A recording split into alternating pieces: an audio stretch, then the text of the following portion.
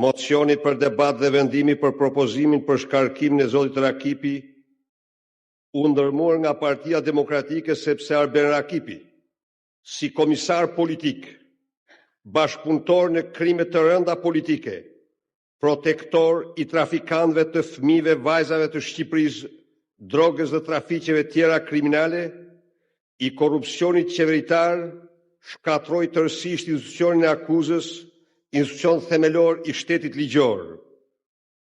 Në 4 vjet Rakipi ka hapur 10 çështje jo legjitime, ka mbyllur qindra çështje penale të ligjshme, ka manipuluar, shitur dhe bllokuar dosje dhe ka pezulluar qindra çështje. Pra, ai zëvendësoi prokurorin, institucionin e akuzës së një shteti me Rakiprim, moralin e ligjit dhe zbatimin e tij, me amoralitetin e krimit, mafjes dhe sundimit të tyre. Ne kërkojmë shkarkimin e Rakipit sepse 4 vjet fallangat e krimit shtetëror ekzekutuan pa gjyq 26 drejtues qendror, lokal, deputet, këshilltar, qeveritar, veprimtar të shquar të opozitës. Dhe si citohet opozita dhe në raportin e fundit të Departamentit të Shtetit, deri sot nga Rakipi nuk është penalizuar, hetuar, ndëshkuar asnjë vrasës apo kriminal për këto akte. Në të kundërt, me gjithë angazhimin direktor të OSB-s dhe institucioneve tjera ndërkombëtare për hetim të ndershëm të këtyre ekzekutiveve politike, dosjet e tyre janë mbyllur nga Rakipi si vrasës i dytë i tyre, duke provuar se ato ishin vërtet vrasje politike.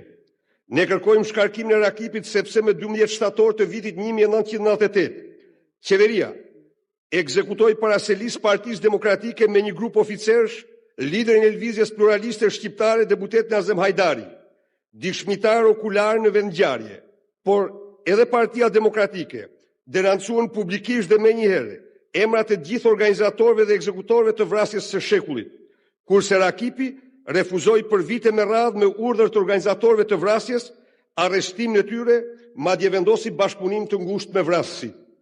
Arben Rakipi i shiti shtypit deklaratën e përbashkët të Partisë Demokratike me ambasadorin amerikan në Tiranë të korrikut në 99, akt pas të cilit filloi eliminimi i vrasësve të Hajdarit në një serial atentatesh me mjete dhe metoda, që disponohen vetëm nga shishi dhe forcat speciale. Ai kundërshtoi kërkesën e faktorit ndërkombëtar për arrestimin e Jaus Aliit, edhe pasi ky i fundit ekzekutoi në fillim të gushtit 99 2 qytetarë të pafajshëm në qendër të qytetit Baramçurit. Po në këtë kohë, pas arrestimit të Fatmir Haklaj, identifikimi i tij në spital nga dishmitarët të vendngjarjes si një nga vrasësit kryesor të zotit Hajdari, Rakipi, në kundërshtim me zotimin e tij para gjykatësve ndërkombëtar që hetonin këtë çështje, e liroi atë nga burgu, gjë që provoi qartë bashkëpunimin e tij me vrasësit dhe shkaktoi largimin e menjëhershëm të njërit prej gjykatësve të huaj nga Shqipëria. Dhe tani, 3 vjet pas ekzekutimit të zotit Nazem Hajdarit, pasi u eliminuan shumica e vrasësve, Rakipi përzgjodhi vetë gjykatësin, prokurorët dhe po zhvillon farsën e turpshme gjyqësore duke përdorur vrasës për dishmitar dhe sajuar me fatosklosin dishmitar të shpifur. Me këto qëndrime, ai ka hyrë dhe do mbeten në histori si vrasësi i dytë i Nazem Hajdarit dhe sot ata që organizuan vrasjen e deputetit Hajdari, vetëm sepse 10 vjet më para i përmbysin nga pushteti, mbrojnë me fanatizëm ekstrem Rakipin. Historia kur nuk do t'ja u falë. Ne kërkojmë shkarkimin e zotit Rakipi sepse me datën 20 gusht të vitit 98, si demon i vërtet i akuzës politike, lëshoi mbi njerëz të pafajshëm akuzën më të rëndë të drejtës penale, atë të krimeve kundër njerëzimit dhe i arrestoi ata pas mesnate. Ky vendim makabër u mur me 17 gusht të vitit 98 në zyrën e ish kryeministrit shqiptar Fatos Nano, së bashku me Rakipin dhe Gogën, me qenë se prokurori i Tiranës Bujar Sheshi refuzoi këtë vendim.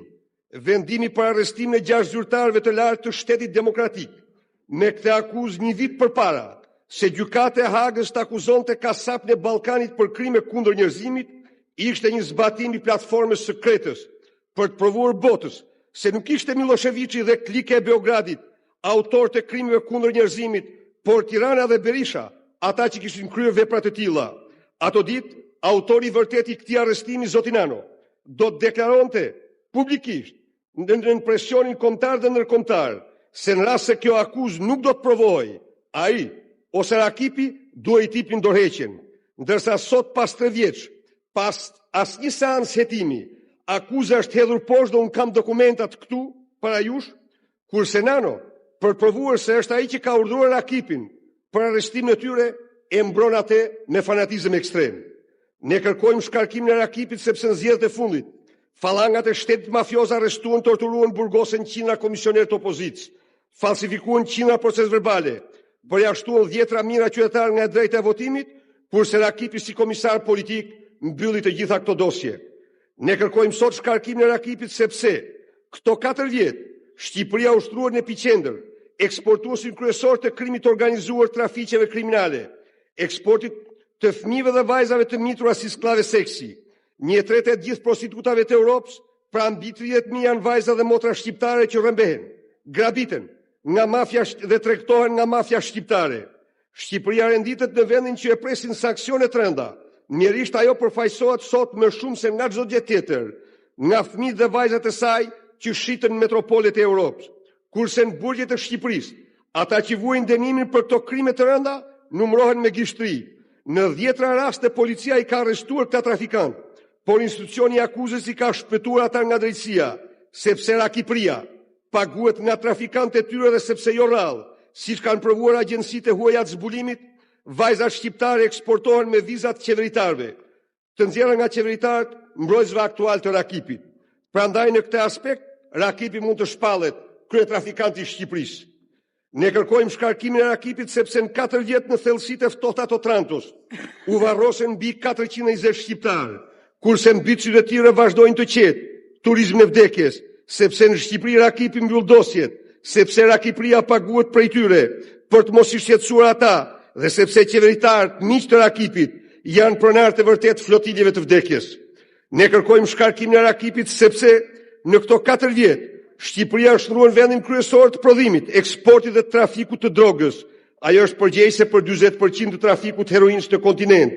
Çdo javë, policia e vendeve fqinj bllokon jo kilogram, por tonelata drogë që trafikohen të gjitha nga segment të shtetit shqiptar, vulosur e plumbosur në dogana shqiptare, kur narkotrafikantët nuk pësojnë asgjë. Por është narkoprokurori që mbyll dosjet tyre. Një vit më para i kompjuterizojnë me miliona dollar. Zyrat e tij në ortraktim me boshë të kokainës, pushojnë në vilat e kokainës dhe me paratë të kokainës. Mund të shtrojnë pyetjen, se cili prokuror në botë nuk do të ishte larguar në rast se do kishte firmë të përbashkët me bosh kryesor droge dhe do kishte kompjuterizuar prokurinë e përgjithshme së bashku me ta. Ky mund të ishte vetëm prokurori i Trafikistanit apo prokurori që mbron Fatos Nano. Shqipëria, sipas agjencive më serioze ndërkombëtare, është shndruar në këto vite në vendin kryesor të pastrimit miliarda dollarëve, pra të parave të krimit, kurse Rakipin e mbrojnë pikërisht ata që kërkuan të zyrtarizojnë dhe legalizojnë këtë vend si mega lavatrishën e parave të pista. Ne propozojmë shkarkimin e Rakipit sepse ai, në krye të institucionit akuzës shtetërore, nuk ka penalizuar në 4 vjet asnjë zyrtar tul të mesëm apo të lartë për shpërdorimet, vjedhjet në tendra, taksa, tatime, dogana, shuma që arrin miliarda dollar. Rakipi ka mbyllur të gjitha dosjet e mëdha të korrupsionit dhe kontrabandës të hapura këto vite nga opozita, shtypi pavarur apo institucione ndërkombëtare. 180 dosje e kontrabandës të sjell nga divizioni 21 i Brukselit u mbyllën, të cilat kapin vlerën miliarda dollar, nën pretekstin se i duheshin faturat origjinale dhe jo fotokopjet. Ai mbylli dosjen e kontrollit shtetit me një shumë shpërdorimi $520 milion. Mbylli dosjen e vjedhjes së rreth 2/3 të ndihmave humanitare dhe shtrimit tyre në vilat qeveritarëve. Mbylli shpërdorimin e vjedhjes $130 milion depozitat firmave piramidale dhe $100 milion prona të këtyre firmave, të blera nga qeveritarët me çmime qesharake. Të nderuar deputet, un kam këtu një akt padi, të cilën prokurori mik i kryetarit të Partisë Socialiste ka bërë kundër Farudin Arapit dhe atyre të cilët shiten, do të më falni, shiten pikën e karburantit të vefes që me një vlerë prej $1.028.000 e shiten për $25.000. Shiten arkën e kreditit, një banes me 400 metra katror dhe vlerësuar me $1.600.000 për $20.000. Shiten në inerteve në Tekrez me 14 milion, e vlerësuar 14 milion dollar, e shitën gjithsejt për, ju lutem, e shitën gjithsejt për 260.000 dollar. Shitën fabrikën e vajt në Përmet, të vlerësuar me 1.5 milion dollar, gjithsejt me 5.000 dollar. Ju mbaroj koha, zoti Berisha. Ju lutem, dakord, po unë kam dokumenta dhe unë do t'i njoh shqiptar pse. Ju lutem shumë. Jo, të lutem shumë. Duke racionuar kohën. Mi merr nga grupi. Shiten hotel turizmin me 1.1 milion dollar për 7 milion lek apo për një shumë, domethënë prej as 100.000 dollar, prej 70.000 dollar. Pra, shiten turizmi skraparit të vlerësuar prej 4 milion dollar me një shumë prej 13 milion lek të vjetra. Shiten, zoti Malaj, këtu është problemi, është një dosje jotja këtu ndër të tjera, që provon se ke tërheq nga cenaj. Zoti Berisha, kujdes kohën. Të lutem shumë, 100 milion lireta, 100.000 Deutschmarka. Jo, të gjitha këto. Ndaj dhe bëhet kjo luftë për jetë e vdekje për të mbrojtur Rakipin.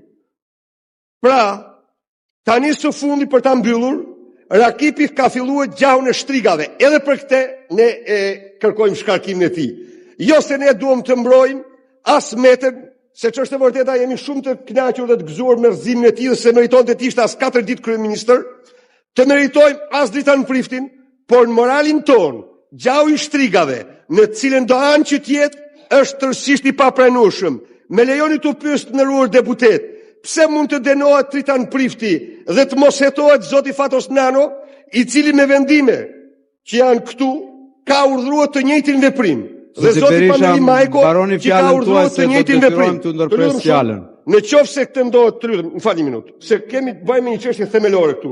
O prokuror shteti, o prokuror të zotit Nano. Cilin doni ju dhe më thoni mua këtu pastaj më topë.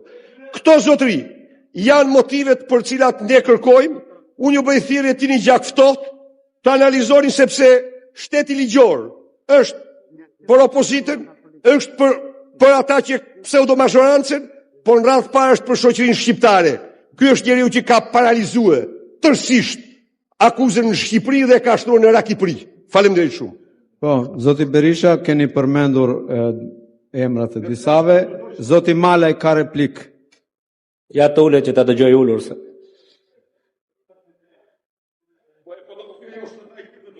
E ka gazeta Koha Jone, e kanë mbledhur të gjithë, e kupton? Zoti Berisha, në historinë e këtij vendi, ju do mbajeni mend si presidenti ku lulzuan piramidat, ndërsa unë si ministri i financave që i mbyll ato.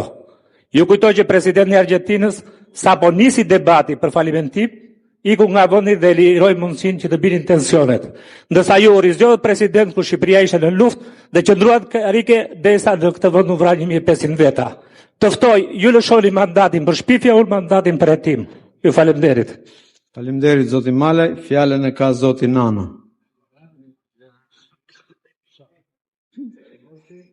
Ja hoti dorash në bëni.